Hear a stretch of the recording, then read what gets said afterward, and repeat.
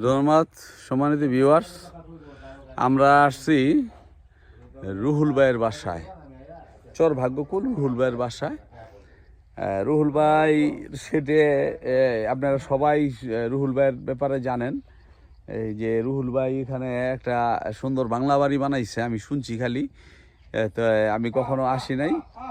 তো আজকে আসলাম রুহুল ভাইয়ের এই সেটে, আইসা দেখলাম মোটামুটি ওনার যে চতুর্পাশে যেই ফ্যান্সি রাউন্ড যে এইগুলো করছে, একটা পরিবেশ সৃষ্টি করছে। এখানে মুরগি করছে, গারল করছে, গরু আছে, তারপরে মুরগি আছে, দেশি মুরগি আছে, কবুতর আছে, তারপরে মোটামুটি ভালোই এখানে উনি করছেন। তারপর ওখানে চাষাবাদ কি করছেন তা জানি না, ঠিক আছে। তা স্বল্প পরিসরের ভিতরে বিভিন্ন রকমের এইগুলো করছে। এখানে যে একটা ওনার সামনে একটা ভালো একটা আছে, লেক আছে, কিন্তু এই লেকটা যদি আমার থাকতো এরকম বাসা, আমি বিরাট বড় মাছের খামার করতাম। তারপর আমি তাকে জিজ্ঞাসা করব যে সেটার ব্যাপারে কি উনি করছেন। রুহুল ভাই, ওই সামনে যে লেকটা, ওইটা কি মাছটা ছাড়ছেন? না, এটা অভিশপ্ত লেক। ওটা ওষুধ কে 12 পয়তা প্রতি বছরই গন্ডগোল হয়। বড় 12 পয়তা মানে সবাই করবো? সবাই পয়তা। এই বছর একটু শান্তি আছে। এই বছর শান্তি আছে? এই বছর আপনি কি করছেন? ধরতাছে তোরা ওই মনে করেন আমগো পরে একজনের কাছে টাকা পয়সা রাখতেছে, যারা হকদার সবারই 2-4 পয়সা দিব। ও কই মাছ ছাড়েন নাই? না, কিন্তু এটা মাছকে ছাড়তে পারতেছে না। মানে আপনি মাছ ছেড়ে যে নিবেন, এটা খাস জায়গা, তো সবাই বেজাল করে। সম্মানিত ভিউয়ার্স, এই আমাদের যে বাংলার ঐতিহ্য আছে যে কি বলে, পাও দৈরাট নিচের দিকে ঠান্ডা নামানো, ঠিক আছে, এই তার প্রমাণ দেখেন, ঠিক আছে। কি সুন্দর একটা লেক। এই লেকটাতে যদি মাছ এই করতো, প্রতিপালন করতো, তাহলে বছরে 50 লক্ষ টাকা, বছরে 50 লক্ষ টাকা মাছে এখান থেকে আর্ন করা যেত। কিন্তু এই এই আমি তুমি সেই, ঠিক আছে, এই আমি তুমি সের কারণে আর এটা হইতেছে না, ঠিক আছে। সম্মানিত ভিউয়ার্স, এই আমি তুমি সে এর কেরামতিতে কেউ আগাইতে পারে না, ঠিক আছে। সবাই 12 জন গ্রামবাসী, 13 জন মাতবর, যে এই কারণে কোনো রকমের আগায় না। তিতি মুরগি নাকি? হ্যাঁ সম্মানিত ভিউয়ার্স,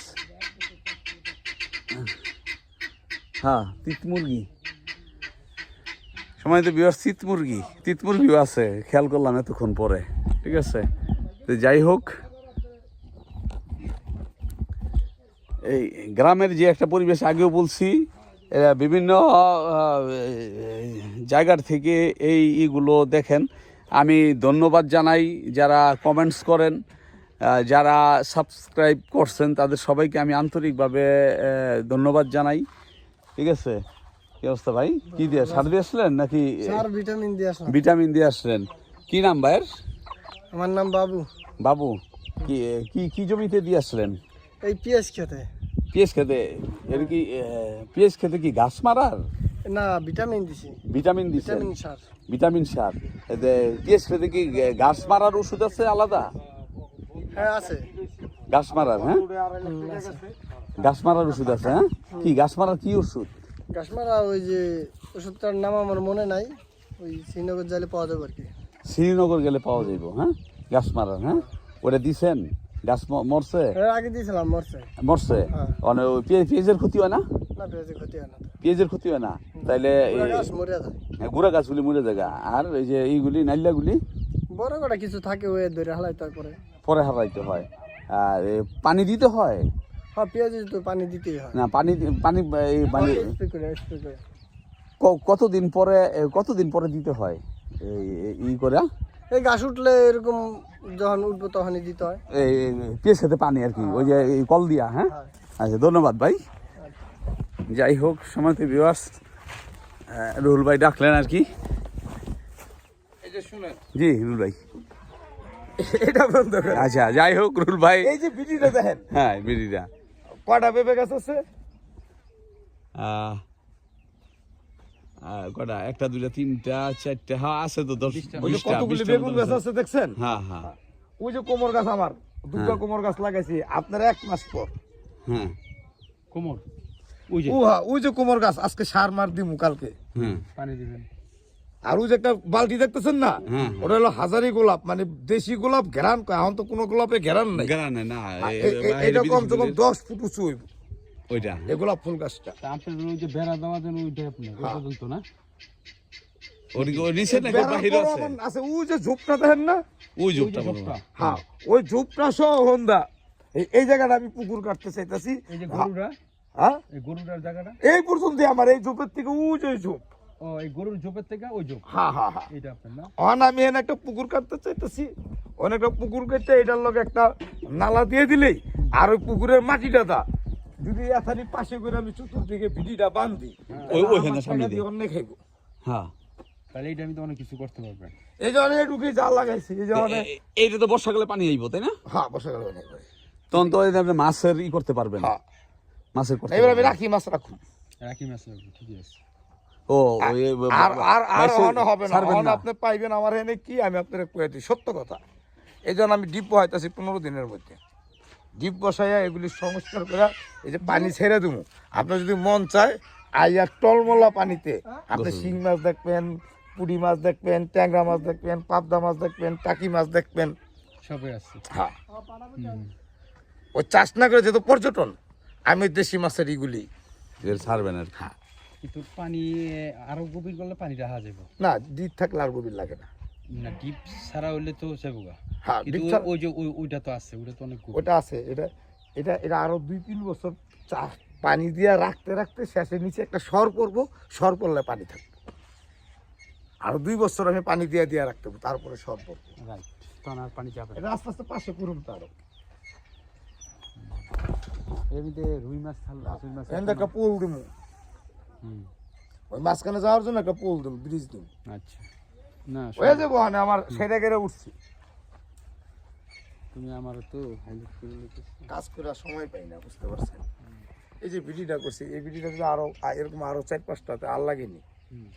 যে কটা পেঁপে গাছ উঠতে গেছে, খারাই গেছে, বর্ষাটা আহুক না, আপনি দেখেন না কি অবস্থা হয়ে যায় পেঁপে গাছে।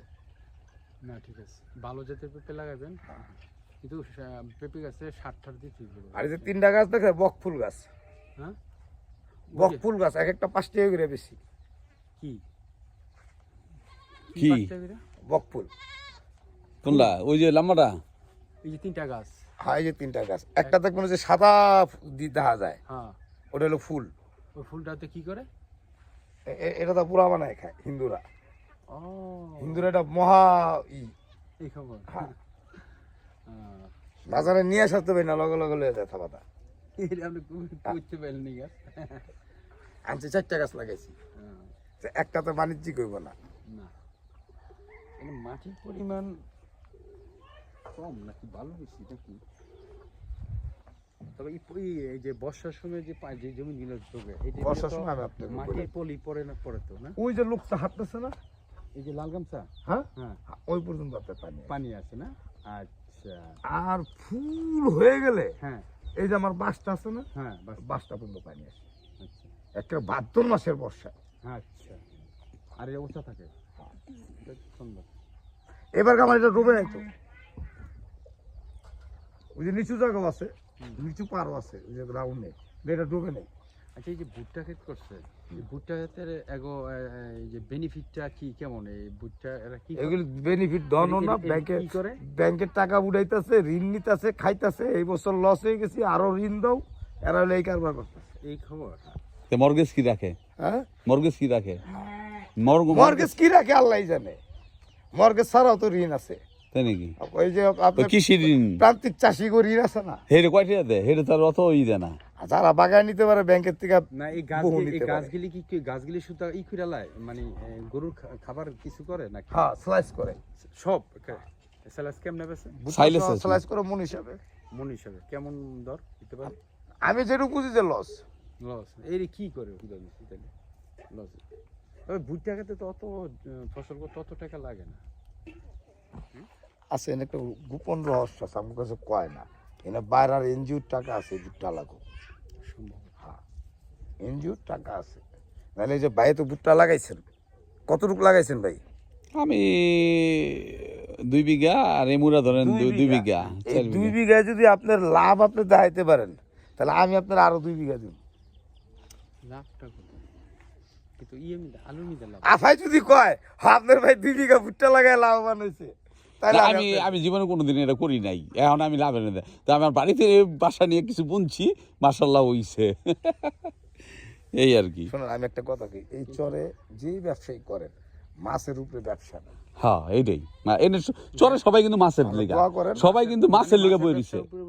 বুঝেন কি বুঝেন এটা মাছের ব্যবসাটা বলতে কি কি মানে যে পানি আপনি 1 বিঘা পুকুর চাষ করলেন, জমিন চাষ করলেন, রসুন লাগাইলেন, 1 বিঘা রসুন লাগাইলে আপনার যদি 60 মণ রসুন হয় 5,000 টাকা মন বিক্রি করলে কত? 3 লাখ।